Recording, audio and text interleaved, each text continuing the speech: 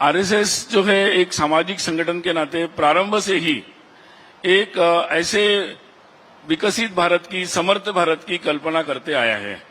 मतलब उसका उद्देश्य ही था कि भारत जो अपने पुराना जितना वैभव था, जो समृद्धि थी, जो सामर्थ्य था, उससे भी अधिक होना चाहिए। और इसको हम एक शब्द उपयोग करते हैं, परम वैभव। तो उस स्थिति तक भारत को लेकर जाना, इस उद्देश्य से ही राष्ट्रीय स्वयंसेवक संघ बना। और इसमें और एक कल्पना थी। कई बार लोग ये सोचते हैं कि शायद कुछ बड़े कोई लोग आ जाएंगे और उनके कारण हो जाएगा, या we need some such people और सच, एंड वैसे हो जाएगा। लेकिन संघ के जो संस्थापक थे डॉक्टर हेडगेवार, उनकी आइडिया ये थी कि कॉमन लोगों को किसी पर भी डिपेंड नहीं रहना चाहिए। Society should take its own initiative and it should take its own responsibility to build the nation.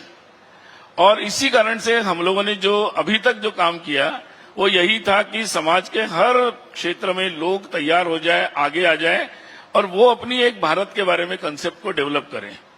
और मुझे लगता है कि उसके लिए जो एक नेटवर्क चाहिए था, जैसे इंटरनेट की ऑप्टिक फाइबर लाइन होती है, तो लाइक दैट इतने वर्षों में हम लोगों ने ये एक मैसेज और उसके लिए एक नेटवर्क बनाने का एक लंबा काम किया है।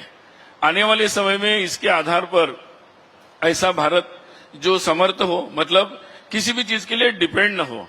हमारे देश में समृद्धि इतनी आए कि हमारे देश में किसी को गरीबी से जूझना न पड़े।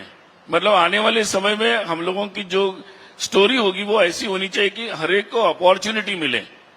आजकल अर्बनाइजेशन, रूरल एरिया, इसमें एक बहुत इकोनॉमिक डिफरेंस की बात होती है।